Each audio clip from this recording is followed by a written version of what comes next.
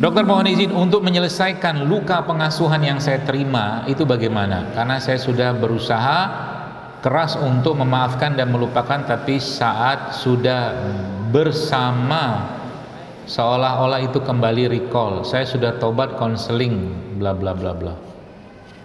Belum ikhlas. Kalau ikhlas pasti selesai. Ya, bentuk ikhlas. Jadi luka pengasuhan ini Bapak sekalian, ini berat. Nanti kapan-kapan kita bahas deh. Ini babnya itu akan panjang sekali dari apa yang saya pelajarin ya. Karena dari mulai tadi tuh kawin cerai tadi itu luka pengasuhan itu.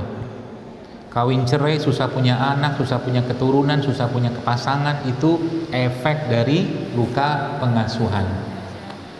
Ya, makanya kalau dulu ini sebagian besar saya lihat muka-mukanya sudah muka orang tua. Sudah punya anak sebagian ya, kan tampak ya, kelihatan.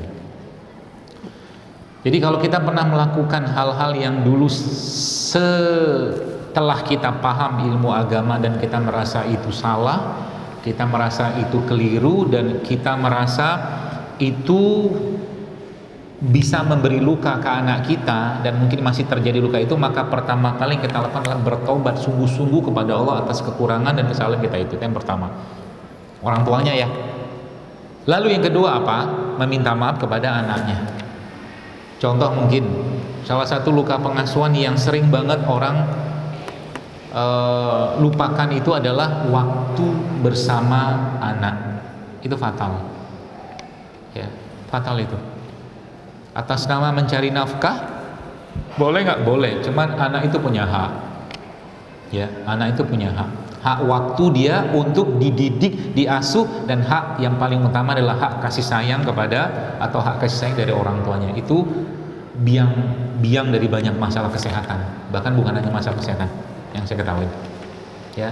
Sehingga dia perlu meminta maaf kepada anaknya, ikhlaskan, meskipun kedudukan orang tua itu sangat tinggi ya, tapi tidak ada salahnya kita meminta maaf ya, karena zaman sekarang mendidik anak tidak sama dengan zaman dulu, beda sekali. Betul Bu? Ibu udah ngaku-ngaku aja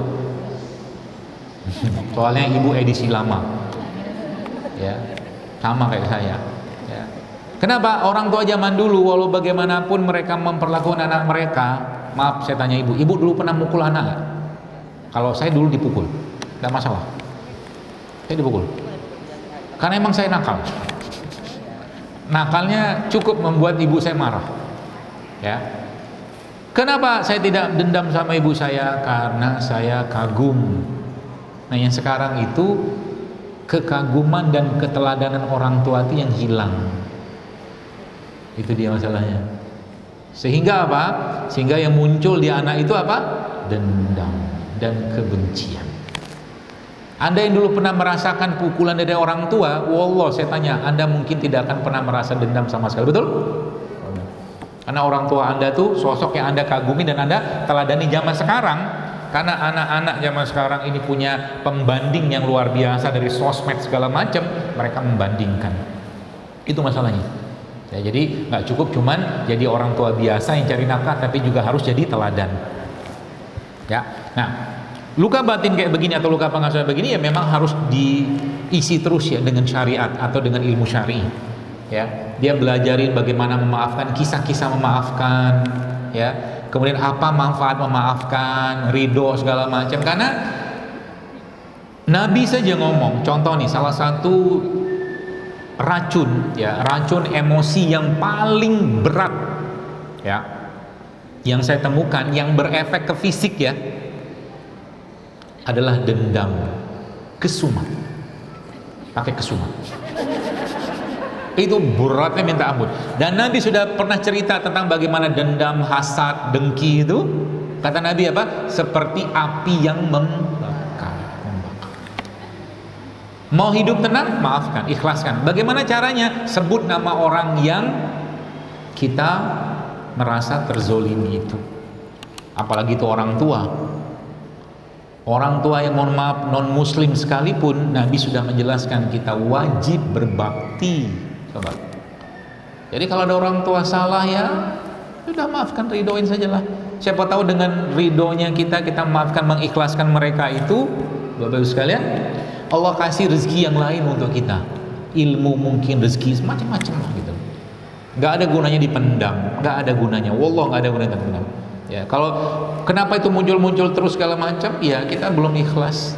Ya, apakah secara strategi kita boleh menghindar? Kalau bisa menghindar, menghindar saja, tidak apa-apa. Ya, masalahnya kan kadang-kadang yang orang yang kita temuin ini harus kita temuin tiap hari, repotnya. Nah, itu berarti kita butuh tadi nutrisi mental, hati, iman yang jauh lebih kokoh daripada racunnya tadi itu. Itu aja, minta sama Allah dalam bentuk doa. Jam 11.